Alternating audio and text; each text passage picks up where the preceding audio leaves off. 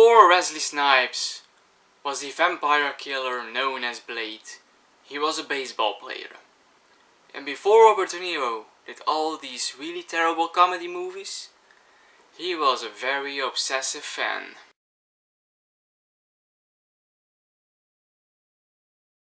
Hello everybody, I'm Jim Mere and welcome to another underrated movie of the month video. And this is the kind of video in which I talk about a movie that in my opinion is a bit underrated, underappreciated, or maybe even forgotten. And this is something that I do every month. Usually I do this in the last days of the month. Now we are early September and I'm not gonna do an underrated movie for the month September. That movie is still coming at the end of this month. But I did not have an underrated movie for the month August yet. And that's because last week, the last days of the month, I was really feeling ill. I had an incredibly headache that wouldn't go away. And to be honest, for a few days I completely felt energy-less. I had no energy to do much. So that's why I was not able to do an underrated movie of the month in August. So with a bit of delay, here is the underrated movie for the month August. And for this one I go way back to the 90s again. More specifically the year 1996. It was even before I was born. And in that year we had a Tony Scott movie that I believe is a bit underrated. And that's The Fan. And The Fan is the movie with Wesley Snipes and Robert De Niro. And to be honest, I think that's a very odd to see a movie with these two in a movie. Don't get me wrong, I am a fan of both of these legendary actors. Because when I was a kid, Wesley Snipes was my idol. I wanted to see all of his movies. Blade was one of my favorite heroes. I was a big fan of Wesley Snipes. And Robert De Niro, he is just one of the greatest actors ever. The things he has done were some great acting performances. And in this movie we have them together, and that's very odd, but somehow it kinda works. Also in this movie we have Ellen Barkin, John Leguizamo, and even Benicio del Toro, and probably one of his first roles. It was before he was this well-known actor as he is now today. And what is the movie The Fan about? Well, the movie is basically about two characters. On the one hand we have our baseball player, one of the best baseball players in the movie. It's played by Wesley Snipes. He plays Bobby Rayburn, I believe is his name, and he just had a transfer to this team in LA. He's the guy of 40 million. Everyone expects big things and he kinda struggles. And then we have Robert De Niro, his character, and that's Jill Jamart. And he is a character that is not on a very good moment in his life, and the more into the movie the more deranged he gets, and he really gets crazy, and he starts to having an obsession with the baseball player Bobby Rayburn. And that's basically the movie. Now, why do I think that The Fan is underrated and maybe even forgotten? It's not a movie that most people think about, or maybe they have seen it in the 90s and now they kind of forgotten about it. Now, there are two reasons why I think this is underrated. First of all, like I said, the movie is directed by Tony Scott. Maybe this is an unpopular opinion, but I think Tony Scott is a much better director than Ridley Scott. I love all of his movies, and he's most famous for movies like Top Gun or True Romance, or even the movies with Denzel Washington. He made a lot of movies with that actor, like Deja Vu, Unstoppable, and Man on Fire, which is also a very famous movie of Tony Scott.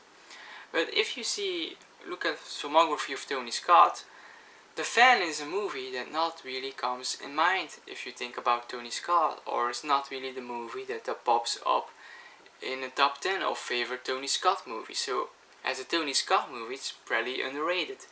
And the second reason why this is underrated is I see The Fan as some kind of psychological character study. And we have seen this kind of movies a lot, and usually when a movie of this comes out, it's a lot of praise for that movie. In the 70s we had Taxi Driver, about a taxi driver who can't deal with society and gets crazy at the end. Was even Oscar nominated. It's a favorite movie of a lot of people, I believe. Then in the 80s we had another Scorsese movie about a guy played by Robert De Niro again, who wants to be a comedian, and he really starts to have an obsession with another comedian. The King of Comedy is the movie. Also a lot of praise for that movie. Then in the 90s we had The Fan.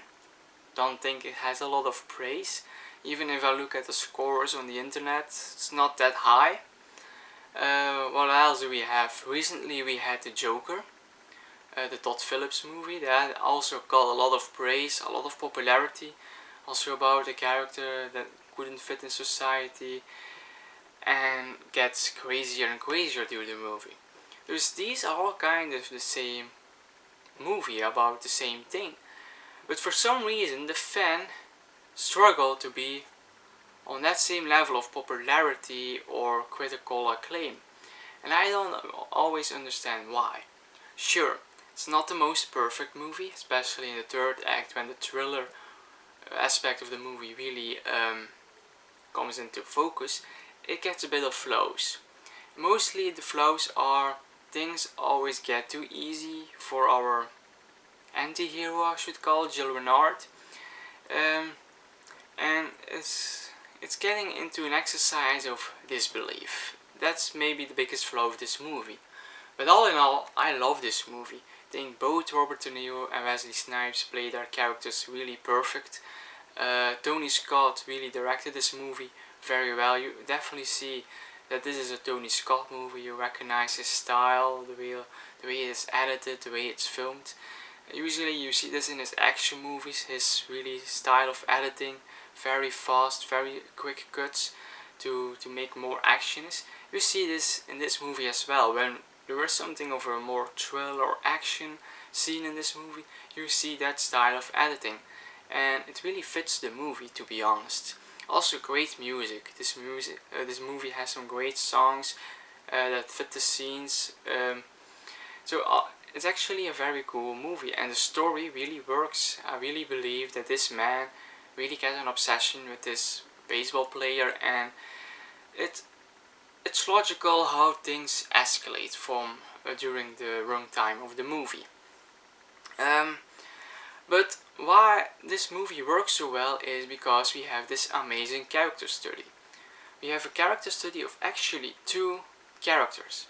First of all, we have Robert De Niro's character. He is the main character of this movie, Jill Renard.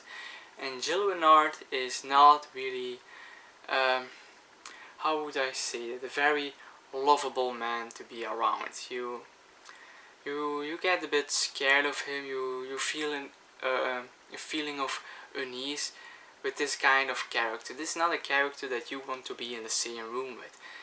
Now, at the beginning of the movie, he does not do a lot of really criminal, of illegal, of dangerous things. It's just his way of doing things. The way he acts, the way he says things, it has something creepy. And Robert De Niro is the perfect actor to play that kind of character. We also saw something else of him, like in Cape Fear. He also played a deranged lunatic, but a more intelligent lunatic. Here, Jill Renard is a bit different. First of all, he really feels real. This can be a real person in real life. I know these guys exist in the real world. And Jill Renard in the movie is not at the best place. We know that he is divorced. Probably not that, still pretty recent, I think. He is losing the custody of his son, the only important person in his life at that moment. He loses his job, and what is more painful for Jill is that he loses his job in his father's company, or that once was his father's company. So at the beginning of the movie we all see this. We also see him fight with the mother because on the way he treats his son. He's not really bad against his son, he's a bit hard, but at the movie, during the opening game of the movie, this is very early in the movie, he left his son at the stadium. And that is an important scene for the movie and for what the character is going to be. And from that on, the character is really in a pit and he doesn't know how to come out of the pit, and he really gets crazy basically, because the only thing that is left for him is the game of baseball, and he is a really big fan of the character played by Wesley Snipes, Bobby Rayburn, and his obsession with the baseball player really goes really far. But I'm not going to talk about that because we goes into spoilers with that. But what I really think is fascinating, two things about this character is the portrayal of this kind of father, because you have these kind of fathers that don't know what is best for the son, they only think about themselves and what is best for them, and they think that is also what the son wants. That's not always true. And also, the kid that plays the son really does a good job in playing that character. I really thought he made this whole situation really real, and good job on the kid. But the second aspect is that the things that Jill Renard actually says, and I needed a couple of watches to really understand that. You know, when watching the movie and you really pay attention to the things Jill Renard says, you really get the feeling that this man is stuck in a past in which things were good. He says things about his childhood, about when he was a player himself, he did good, he won some trophy, and you notice during the movie that he is constantly stuck in that life, a life that is not anymore. And Robert De Niro plays that struggle really well in this movie, and it makes his actions in this movie more logical. And it's actually very subtle, it's just a subtle way of saying this thing. He does not say this literally, it's just very subtle, and I really like that aspect of the movie. Now we also focus on the character of Bobby Rayburn. So we actually have a character study of two characters, and what is interesting on the focus on the baseball player is that he basically has the same struggles. Like, he's also recently divorced, he also have a son, and he also is fighting for custody.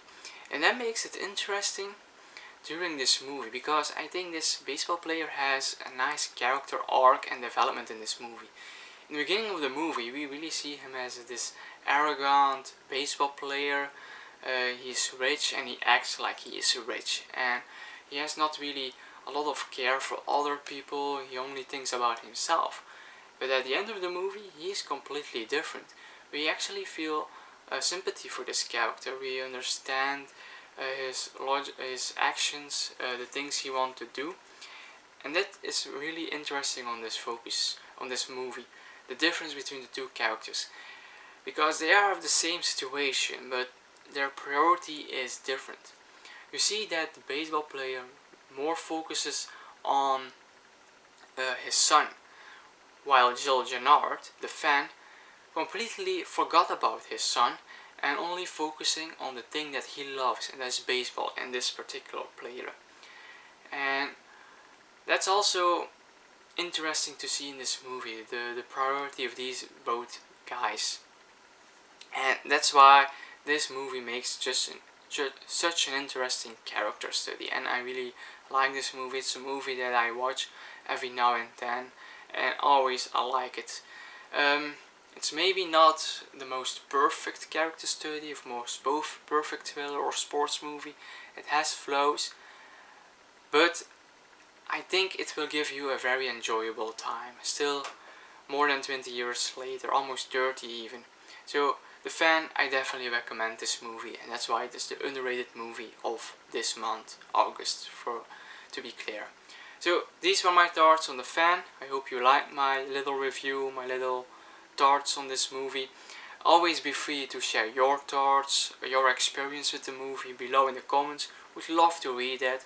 And if you want to see more talks about me on an older movie, reviewing an older movie, always be free to subscribe to my channel. And till the next time.